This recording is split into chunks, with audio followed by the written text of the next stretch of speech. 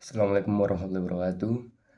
Perkenalkan, nama saya Renat Raka Anarta dari kelas M dengan NIM 24505010111140 dengan absen 23. Jadi di sini saya akan menjelaskan tentang studi kasus saya yang bertemakan pengaruh perubahan iklim terhadap kehidupan sosial peternak.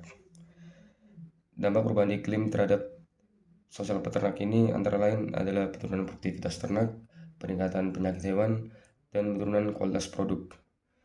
Dengan ini, upaya mitigasi diperlukan untuk mengurangi seperti emisi gas rumah kaca pada sektor peternakan. Yang pertama, saya akan menjelaskan fungsi organisasi dan ciri-ciri organisasi atau lembaga. Fungsi organisasi atau lembaga. Di sini ada Direktorat Jenderal Pengendalian Perubahan Iklim, yakni DJPPI, yang melaksanakan fasilitas peningkatan kapasitas daerah dalam kemampuan adaptasi dan mitigasi perubahan iklim, pencegahan kebakaran hutan dan lahan, serta inventaris gas rumah kaca. Ciri-ciri lembaga yakni yang pertama memiliki tata kelakuan, mengatur atau melaksanakan adaptasi dan mitigasi perubahan iklim. Kemudian memiliki kekekalan, yakni kabinet di bawah Menteri Pertanian. Lalu memiliki tujuan dan fungsi. Tujuannya yakni menyelenggarakan perumusan dan pelaksanaan kebijakan di bidang pengendalian perubahan iklim. Dan fungsinya pencegahan kebakaran hutan dan lahan. Terdapat revisi tertulis atau tidak tertulis, yakni UU, aturan dan sanksi. Kemudian kita masuk ke tentang perubahan sosial.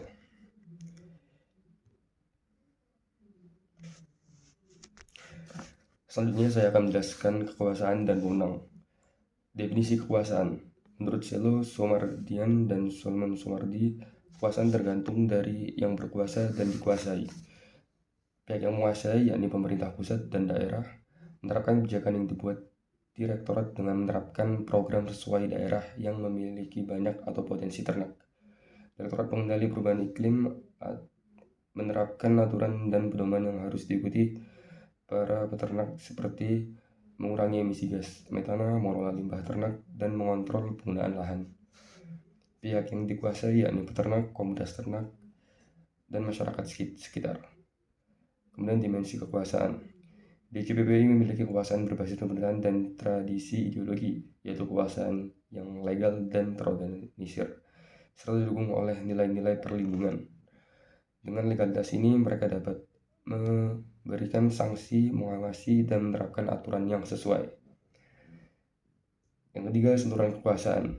Yang pertama ada politik, yakni memiliki kekuasaan politik dalam menerapkan kebijakan dan juga bekerjasama dengan menteri, yakni Menteri Pertanian yang tadi saya sebutkan. Kemudian ideologi, menyebarkan ideologi pelestarian dan kesadaran perubahan iklim. Yang ketiga, komunikasi massa, menyebarkan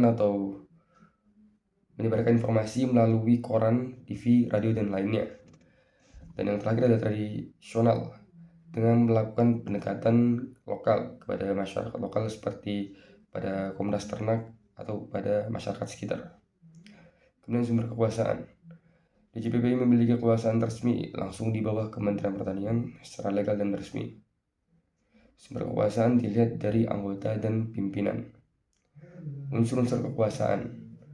Lembaga ini memiliki unsur yang fear, trust, worship, di mana para karyawan diharuskan patuh, percaya kepada sistem yang ada, dan memberikan kepercayaan pada masyarakat. Kemudian cara-cara mempertahankan kekuasaan, yakni mengadakan sistem kepercayaan antara menteri, ditjen, sekretaris, bahkan karyawan, sehingga memperkokoh atau memperberat struktur organisasi dan memperbagus kinerja di Direktorat Jenderal Pengaruh Perubahan Iklim ini. Selanjutnya kita masuk ke bab perubahan sosial. Perubahan sosial yakni mencerminkan peningkatan kesadaran masyarakat, regulasi, dan praktik yang lebih baik pada hewan ternak, sehingga para peternak atau masyarakat yang melakukan aktivitas ternak ini bisa melakukan hal yang relevan sesuai dengan zaman yang atau situasi yang sedang terjadi. Yang pertama yakni tahapan proses perubahan sosial. Di sini saya akan menjelaskan secara rinci bagaimana tahapan-tahapannya. Yang pertama yakni kita mengidentifikasi dulu dampaknya dengan cara mengetahui atau menyadari perubahan pola cuaca seperti kekeringan, curah hujan, perubahan naik turun suhu lingkungan, yang mana ini akan berdampak pada risiko penyakit pada hewan ternak. Yang kedua, kita akan mulai mengubah cara praktik ternak untuk menghadapi situasi ini, seperti menggunakan pakan alternatif, membuat kandang yang dapat diatur suhunya, kemudian sistem pengolahan air yang baik. Pada fase ini, para peternak akan menghadapi pengeluaran biaya operasional yang tak terduga dan mungkin membutuhkan biaya yang sangat banyak.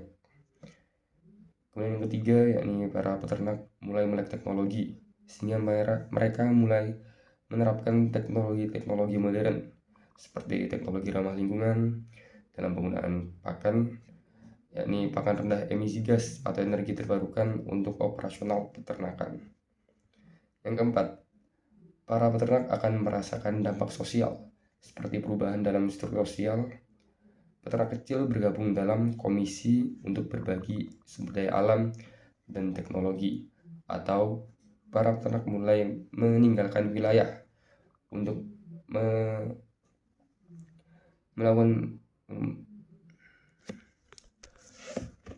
mencari wilayah yang lebih produktif atau lebih baik untuk melakukan aktivitas ternak. Yang kelima, para peternak mulai meningkatkan kesadaran dan kerjasama antar peternak dengan cara saling melengkapi kebutuhan antar peternak.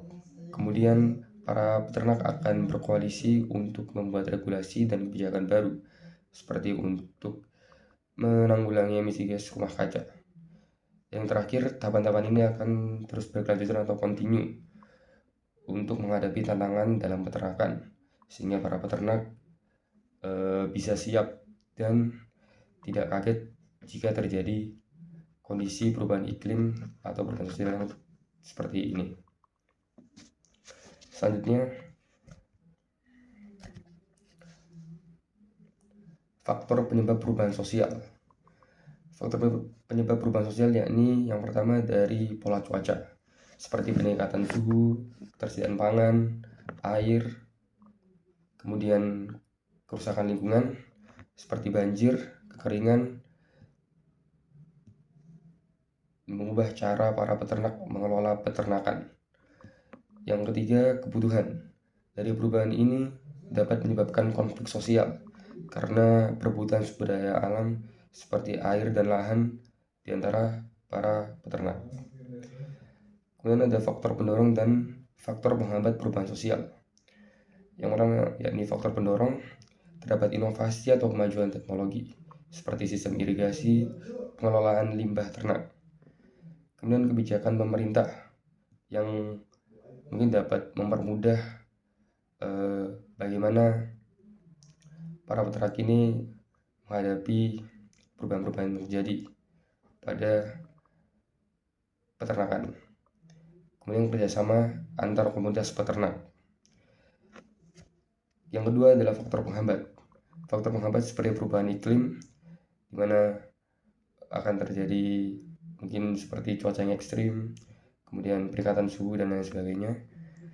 Kemudian kurangnya adaptasi teknologi.